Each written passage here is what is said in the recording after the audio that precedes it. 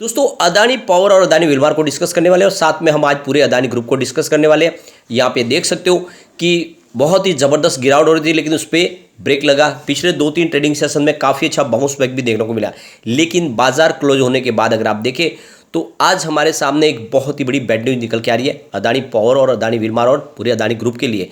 क्या है वो न्यूज़, उसको समझेंगे और क्या इसका इफेक्ट हमें मंडे को नेगेटिव शेयरों के रूप में देखने को मिलेगा, क्या गिरावट होगी। लेकिन इसके बीच में अदानी ग्रुप की तरफ से 2-3 जो स्टेप उठाए गए वो काफ़ी काबिल तारीफ़ है और उसका बेनिफिट भी देखने को मिला है। वैसे अगर आप देखें तो कुछ भरोसा लौट आया और इसके पीछे कुछ फैसले जो किए गए थे उसका इफेक्ट भी देखने को मिला है। लेकिन इसके बीच में कुछ नए एलिगेशन लगाए जा रहे हैं अदानी ग्रुप को लेकर और लगातार कहा जा रहा है विपक्ष की तरफ से कि जेपीसी का गठन होना चाहिए।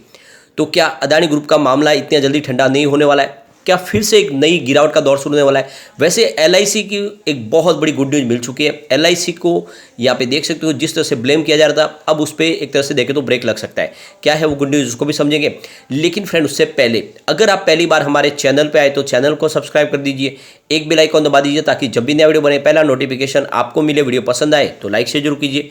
चलो फ्रेंड्स वीडियो स्टार्ट करते हैं। मैं हूँ आपका दोस्त एसबी दवे और हमारे अपने चैनल ऑनलाइन कमाई में आपका बहुत बहुत स्वागत है। सबसे पहले अगर अदानी पावर की बात करें तो स्टॉक 169 पर आ चुका है, 5% का अपर सर्किट लगा। पिछले एक साल के हिसाब से देखें तो फिलहाल स्टॉक में अभी 45% की हमें तेजी देखने को मिले। यानी जिसने भी अदानी पावर में साल भर पहले निवेश किया होगा उसको भी लॉस नहीं हो रहा है, बल्कि अच्छा रिटर्न देखने को मिला। 116 के आसपास स्टॉक था 7 मार्च 2022 को। लेकिन जिसने भी इन्वेस्टमेंट किया होगा 6 मंथ पहले उसको भारी लॉस हो रहा है। यानी आप देख सकते हो 389 के आसपास स्टॉक था, उसमें 56% की भारी गिरावट हो चुकी है। यानी जिसका भी इन्वेस्टमेंट 6 महीने के हिसाब से उसको इस समय काफ़ी लॉस हो रहा है। लेकिन 1 मंथ के हिसाब से लॉस में काफ़ी कमी आ चुकी है, मात्र 7.16% का लॉस रह गया। 182 के आसपास स्टॉक था, अब 170 तक आ चुका है और पिछले 5 दिन के हिसाब से स्टॉक वापस 18% रिकवर भी हो चुका है। तो ये काफ़ी अच्छी बात है। 140 के स्तर से 170 तक पहुँच चुका है। अब अदानी विल्मा लिमिटेड की बात करें तो स्टॉक 418 पर आ चुका है, 5% का यहाँ पर भी अपर सर्किट लगा। और आप देख सकते हो पिछले एक साल के हिसाब से जिसने भी इन्वेस्टमेंट किया होगा उसको भी फिलहाल 22% का पॉजिटिव रिटर्न मिल रहा है। 340 के आसपास स्टॉक था, इस समय 418 के आसपास है 7 मार्च 2022 को। लेकिन जिसने भी 6 मंथ पहले निवेश किया होगा उसको इस समय 37% का लॉस हो रहा है। 670 के आसपास जो स्टॉक था इस समय 418 के आसपास है। ये 5 सितंबर की बात है और 1 मंथ के हिसाब से 10% की तेजी बन चुकी है स्टॉक के अंदर, यानी गिरावट थम चुकी है। 379 के आसपास जो स्टॉक था इस समय 418 के आसपास है और पिछले 5 दिन में स्टॉक में 16% की हमने शानदार तेजी देखी है। कुल मिला के अदानी विलमार में गिरावट थोड़ी सी कम है। अब यहाँ पे अदानी ग्रुप के लिए एक बड़ी बैड न्यूज निकल के आ रही है। रेटिंग एजेंसी आईसीआरए ने 2 कंपनियों के आउटलुक में बदलाव कर दिया है और आप ये देख सकते हो इस समय जब माहौल सारा पॉजिटिव बनता था ऐसे समय में आईसीआरए की तरफ से यानी रेटिंग एजेंसी इकरा की तरफ से Adani ports and special economic zone और अदानी टोटल गैस के आउटलुक में बदलाव कर दिया है। यानी जो इनकी रेटिंग स्टेबल थी उसको निगेटिव कर दिया गया है। अबे इकरा रेटिंग एजेंसी का कहना है कि अदानी ग्रुप जो बॉन्ड्स के माध्यम से जो फंड रेज करते हैं घरेलू मार्केट और ग्लोबल मार्केट में उसके कर्ज की जुटाने की क्षमता पर हम नज़र बनाए हुए हैं। आईसीआरए के हिसाब से अगर देखें तो उनका कहना है कि जिस तरह से एक विश्वास खोया है और जो बॉन्ड्स जारी किए थे उसमें सारे के सारे बॉन्ड्स अभी भी निगेटिव ट्रेड कर रहे हैं, यानी रेड में है। इस वजह से आने वाले समय में इनको नया फंड रेज करने में मुसीबतें हो सकती है और इसी वजह से इन्होंने 2 कंपनियों की रेटिंग को निगेटिव कर दिया और ये काफ़ी बड़ा एक झटका है। हो सकता है इसका कुछ निगेटिव इफेक्ट मंडे को देखने को मिले। अब यहाँ पे देख सकते हो कि विपक्ष लगातार सरकार को घेर रही है और उनके हिसाब से अदानी ग्रुप को बहुत सारा बेनिफिट पहुँचाया गया सरकार की तरफ से। और यहाँ पे जो अब शनिवार के दिन जो विपक्ष की तरफ से आरोप लगाया गया कि अदानी ग्रुप की एक तरह से मोनोपोली की गई है बिजनेस के अंदर, चाहे वो एयरपोर्ट हो या फिर पोर्ट्स हो, जहाँ पर भी हो अदानी ग्रुप को बहुत सारा फेवर किया गया है और उनको ऐसे बिजनेस में बेनिफिट दिया गया है जिस तरह से उनके कंपटीशन में दूसरे कोई खड़े ही नहीं हो पाए। और इस तरह से देखें तो इसके लिए जेपीसी का गठन होना चाहिए जिससे पता चले क्या अदानी ग्रुप को कोई फायदा पहुँचाया गया है। अब यहाँ पे अदानी ग्रुप के लिए जो सबसे बड़ी राहत की खबर तब निकल कर आई जब अमेरिका की जो इन्वेस्टमेंट फर्म है राजीव जैन की जो कंपनी जीक्यूजी, उन्होंने करीब 15,500 करोड़ का एक बड़ा इन्वेस्टमेंट किया और अदानी ग्रुप के शेयर खरीदे जो प्रमोटर होल्डिंग के तहत थे। तो उससे एक माहौल बदल गया और आप देख सकते हो हिंडनबर्ग की रिपोर्ट के बाद पूरा मामला बिगड़ा था और फिर अमेरिकी फर्म ने ही यहाँ पे जब इन्वेस्टमेंट किया तो मामला पॉजिटिव बना। और यहाँ पे देख सकते हो कि अदानी ग्रुप को लेकर राजीव जैन जो जीक्यूजी के फाउंडर है उनका कहना है कि अदानी ग्रुप का बिजनेस एक बहुत ही मजबूत बिजनेस है और अदानी ग्रुप को फिलहाल अगर आप देखें तो उसके कारोबार को कोई नीचे ला नहीं सकता है। भले ही हिंडनबर्ग ने रिपोर्ट दी हो लेकिन हमारा विचार उससे बिल्कुल अलग है।